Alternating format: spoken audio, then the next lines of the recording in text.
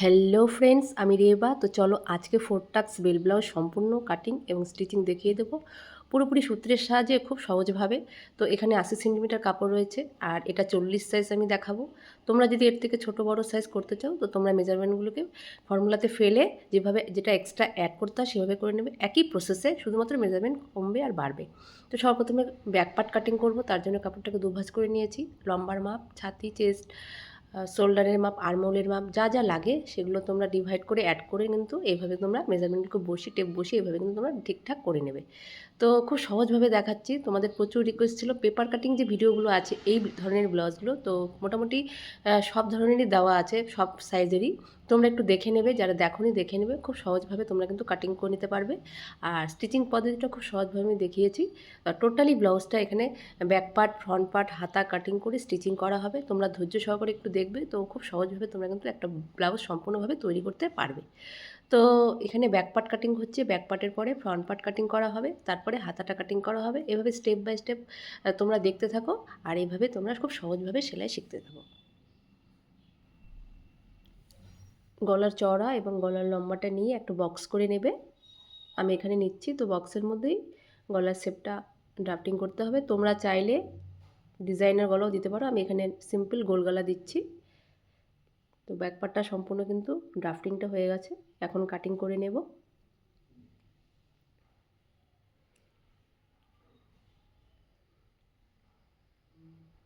এই ব্যাক পার্টের এই যে পার্টটা দেখতে পাচ্ছ, এটাই কিন্তু বসিয়ে ফ্রন্ট পার্টটা কাটিং করব। তো একটু ঘুরিয়ে নিলাম, যে ওপেন সাইডটা দেখতে পাচ্ছ যেখানে হুকটা হবে আমাদের ফ্রন্টে, যেহেতু তো 1/2 ইঞ্চি বাদ দিয়ে তারপরে কিন্তু একটা দাগ কেটে তারপরে কিন্তু আমরা ব্যাক পার্টটা বসিয়ে দেবো, ঠিক আছে। তারপরে এক্সট্রা যে ফ্রন্ট পার্টে যে লম্বার দিক দিয়ে যে এক্সট্রাটা নেব, সাইডে নেব, সেগুলো কিন্তু নিয়ে নিতে হবে। তোমরা কিন্তু এভাবে করে নেবে, খুব সহজভাবে কম সময়ের মধ্যে ব্যাক পার্ট বসিয়ে ফ্রন্ট পার্ট কাটিং করে নিতে পারবে। আর যারা নতুন আছো তারা চাইলে পেপার ডাইস তৈরি করে পেপার ডাইস বসিয়ে কাপড় কাটিং করে নিতে পারবে খুব সহজভাবে, ঠিক আছে। তো দেখতেই পাচ্ছ লম্বাতে এক্সট্রা নিয়ে নিয়েছি, সাইডেও নিয়ে নিয়েছি, যেহেতু ফ্রন্ট পার্ট তো এক্সট্রা টেকিং পয়েন্টে কিন্তু লাগবেই, তার জন্য নিয়ে নেওয়া হয়েছে। তো এখন ব্যাক পার্টটা সরিয়ে এখন ফ্রন্ট পার্টের যে গলার যে শেপটা, কেননা এতটা লম্বা কিন্তু ফ্রন্ট পার্টের গলাটা ছোটো, মানে লেন্থ কিন্তু ছোট হবে। তো একটু সরিয়ে দিয়ে এখন বাদবাকি যে ড্রাফটিংগুলো আছে সেগুলো করে নেব। তো লম্বাটা যতটুকু তোমরা দেবে ফ্রন্টে, তো ততটুকু নিয়ে 1/2 ইঞ্চি প্লাস করে নেবে। তারপরে একদম সেম একইভাবে ব্যাক পার্টে যেভাবে করলাম বক্স দিয়ে, তো এইভাবেই শেপকে দিয়ে দেবো রাউন্ড শেপে, ঠিক আছে। তারপরে সবার প্রথমে যেহেতু এটা বেল্ট ব্লাউজ, তো খুব সহজভাবে যদি তোমরা করতে চাও তো এভাবে আগে বেল্টটাকে বের করে নেবে। আমি এখানে 3 ইঞ্চি দিয়েছি, তোমরা চাইলে এর থেকে একটু যদি ছোটো বেল্ট পছন্দ করো, মানে একটু সরু, তো তোমরা 2.5 ইঞ্চিও দিতে পারবে বেল্টের শেপটা দিয়ে। তো এখন বেল্ট যখনই বের হয়ে যাবে, এই ধরনের ব্লাউজগুলোতে কী হয় বলো তো, সবার প্রথমে বেল্ট আলাদা যতগুলো ব্লাউজ আছে, তো বেল্টটাকে আগে বের করে নিয়ে তারপর টাক্স পয়েন্টগুলো বের করে নিলে বেশি ভালো হয়। তো তোমরা যে এইভাবে যদি সিম্পল ইজিভাবে করতে চাও তো এইভাবে করে নেবে। বাস্ট পয়েন্টটা বের করে নিয়ে তারপরে তোমরা টাক্স 4টা টেকিং যে মাপগুলো সেগুলো কিন্তু তোমরা বের করে নিতে পারবে যে কোনো সাইজের, ঠিক আছে। তো এই ধরনের ব্লাউজ কাটিং, পেপার কাটিং কিন্তু প্রচুর দেওয়া আছে, ছোট সাইজও দেওয়া আছে, বড় সাইজও দেওয়া আছে। তোমরা যারা মনে করো যে পেপার কাটিংগুলো দেখবে, তো তোমরা দেখে নিও, তোমাদের কাছে আরও ইজি হয়ে যাবে। আরমোলের শেপটাও কিন্তু এখানে 1 ইঞ্চি ফ্রন্টে যে হতো, তো 1/2 ইঞ্চি কমিয়ে দিয়েছি। তারপরে আরমোলের দিকে যে একটা টেকিন হয় সেটাও দিয়ে দেবো, আর সাইডে যে টেকিন হয় সেটাও কিন্তু মার্কটা দিয়ে দেবো, এইভাবে যেভাবে আমি দেখাচ্ছি। তো সাইজ যেটাই হোক না কেন, প্রসেসগুলো কিন্তু সেমই থাকবে, ঠিক আছে। তো এইভাবে তোমরা কিন্তু করে নেবে, তাহলে কিন্তু সহজভাবে তোমরা এই ধরনের ব্লাউজগুলো কিন্তু তোমরা করে নিতে পারবে নিজেদের মনের মতো করে। তো এখন এই যে হুক পয়েন্ট থেকে যে টাক্সটা হয় হুকের দিকে, সেটাও আমরা মার্ক করে নিয়েছি। আর দেখো সাইডে যে 3টে টাক্স হয় করে, তো সেগুলো কিন্তু 1/2 ইঞ্চ করেই হবে, আর নিচের টাক্সটা একটু 1 ইঞ্চ করেই কিন্তু হবে, ঠিক আছে। তো হালকা এভাবে একটু একটু সাইড থেকে এই যে এই পাশটাতে একটু 1/2 ইঞ্চির মতো একটু কাট করে দেবো রাউন্ড শেপে। তো এইভাবে কিন্তু তোমরা করে নেবে। আর সম্পূর্ণ কিন্তু ড্রাফটিং হয়ে গেছে, এখন কিন্তু কাটিংও করে নিলাম।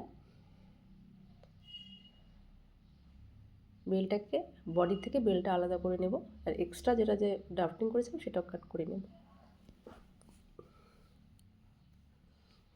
তো খুব সহজভাবে ব্যাক ফ্রন্ট কাটিং হয়ে গেছে। এখন বাদবাকি যে কাপড়টুকু রয়েছে সাইড থেকে হাতা কাটিং করে নেব। তার জন্য দেখতেই পাচ্ছ প্রথমে 2 ভাঁজ, তারপরে 2 ভাঁজ করে নিয়েছি।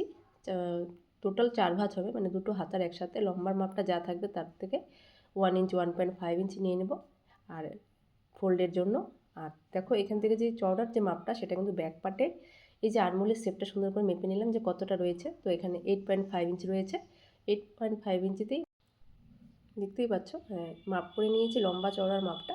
তা ভেতরের দিকে কিন্তু 3 ইঞ্চিতে দেবো, 3 ইঞ্চিতে দিয়ে তারপরে কিন্তু ওপর থেকে 2 ইঞ্চিতে সমান করে তারপরে হাতার শেপটা যেভাবে দিচ্ছি দেখতেই পাচ্ছ স্ক্রিনে, তো তোমরা এইভাবে করে নেবে।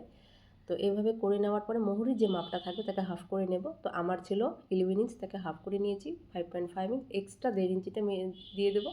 তো মেন যে লাইনটা সেটাও পয়েন্টারটা মিলিয়ে দিতে হবে আর এক্সট্রাটা মিলিয়ে দিতে হবে। তো খুব সহজভাবে কিন্তু হাতা কাটিং হয়ে যায়। তোমরা যে কোনো সাইজেরই করে নিতে পারবে হাতা কাটিং, প্রসেস যেভাবে দেখাচ্ছি। আর এটা হচ্ছে ফ্রন্ট পার্টের দিকে যে শেপটা হয় 1/2 ইঞ্চ ভেতরে, সেটা করে নিচ্ছি।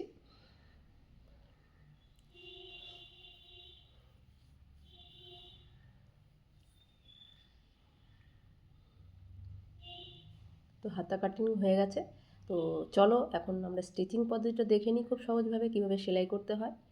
তো সেলাই সবার প্রথমে কিন্তু ফ্রন্ট পার্টটা দিয়ে স্টার্ট করব। তো তার জন্য ফ্রন্ট পার্টটা নিয়ে নিয়েছি আর বেল্টের পার্টটা একটু পরে আমাদের লাগবে। আগে উপরের পার্টটা রেডি করতে হবে, যে টাক্স পয়েন্ট দেখতে পাচ্ছ টেকিনগুলো, তো পরের পার্টটাতে কিন্তু বসেনি। তো এভাবে কিন্তু তোমরা বসিয়ে নিতে পারবে, চকের দাগগুলো কিন্তু বসে যায় খুব সহজভাবে। এই প্রসেসটা তোমরা যদি করতে পারো খুব সহজভাবে কিন্তু বসে যায়।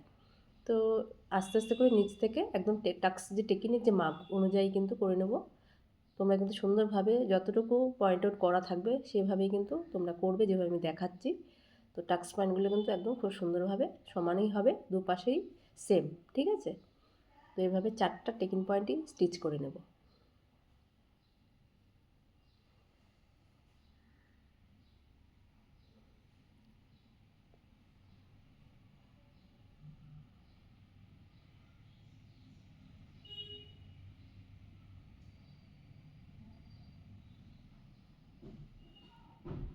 তো দেখতেই পাচ্ছ খাপের পোষণটা কত সুন্দর এসছে। তো সেম প্রসেসে কিন্তু পরের পার্টটা, নেক্সট এটা তো ডান দিকের পার্টটা, তো বাঁ দিকের পার্টটাও কিন্তু সেম একই প্রসেসে কিন্তু স্টিচ করতে হবে, ঠিক আছে।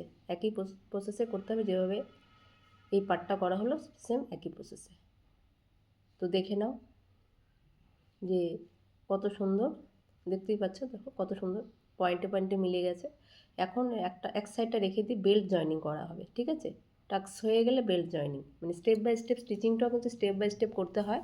অনেকেই কিন্তু যারা নতুন আছো তারা জানো না সেলাই পদ্ধতিটা কীভাবে করতে হয়।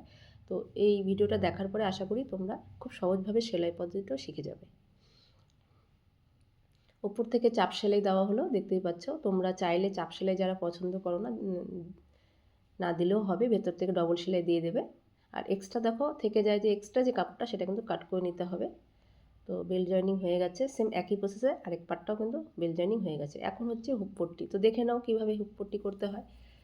লম্বার মাপ চওড়া মাপ নিয়ে তারপরে সবার প্রথমে যেখানে হুকটা বসবে, মানে আমাদের যে ডান দিকটা থাকে সেখানে হুকটা বসে, তো হুক বসার যে পটিটা সেটা সোজাভাবে এভাবে ব্লাউজটাকে নিয়ে পটিটাকে নিয়ে তারপরে কিন্তু দিতে হয়। তারপরে ফোল্ড করতে হয়, তারপর ফোল্ড করে এখানে চাইলে তোমরা হেমিংও দিতে পারো আর মেশিনের সেলাইও দিতে পারো। তো আমি মেশিনের সেলাই দিচ্ছি, যারা যারা হাতের সেলাই পছন্দ করো তারা হাতের সেলাই দিয়ে নেবে। তো হয়ে গেল, এখানে হুক বসবে। আর হুকের ঘর যে বাঁদিকে যে আমাদের পাটটা আছে, এখানে হুকের ঘরটা হবে। তার জন্য দেখো ব্লাউজটাকে কিন্তু উল্টো করে নিতে হবে, দেখো এইভাবে। মানে এই প্রসেসটা কিন্তু অনেকেই জানো না, তোমরা অনেকবার দেখতেও চেয়েছো যে কীভাবে পট্টিটা অ্যাড করতে হয়। তো দেখে নাও, সহজ হয়ে যাবে।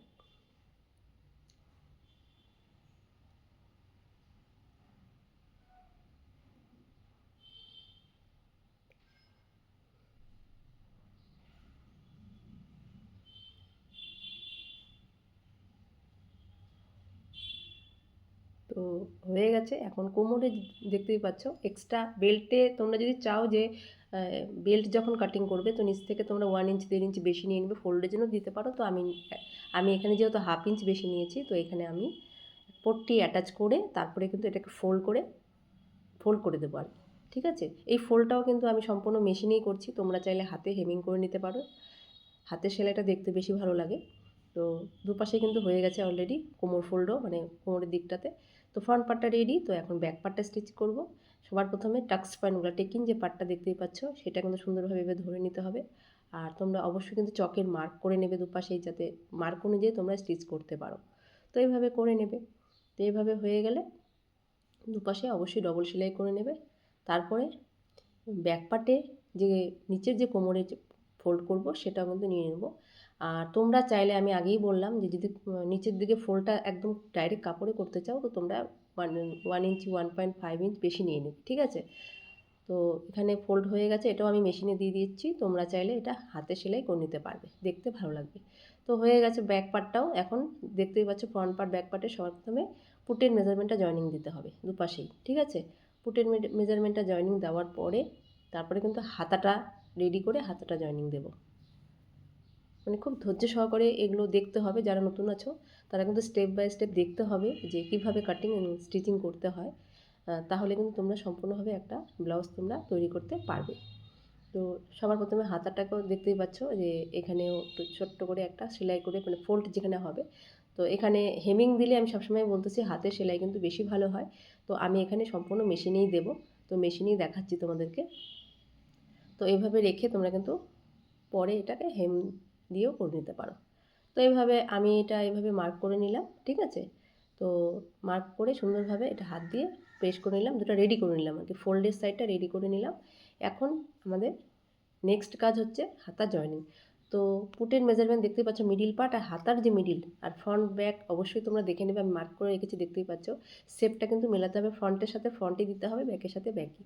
তো উপরে দেখো মার্ক করা যেখানে আছে সেখান থেকে স্টার্ট করব একদম হাতা জয়েনিং। এইভাবে এই প্রসেসে হাতাটা জয়েনিং করলে না খুব সুন্দর ফিনিশিং আসে, আর খুব সুন্দর একটা, মানে কোনো আলাদাভাবে কোনো ছোটো বড়ো হয় না, একদম মাপে মাপে বসে। তো অবশ্যই কিন্তু রিপিট সেলাই দিয়ে দেবো। একই প্রসেসে পরের হাতাটাও কিন্তু স্টিচ করব, ঠিক আছে। তো তোমরা কিন্তু হাতা যখন জয়েনিং করবে তো এইভাবে তোমরা মার্ক করে নিয়ে সেন্টার পয়েন্টটা মিলিয়ে দিয়ে তারপরে হাতাটা জয়েনিং করবে, দেখবে খুব সুন্দর একটা ফিনিশিং আসবে।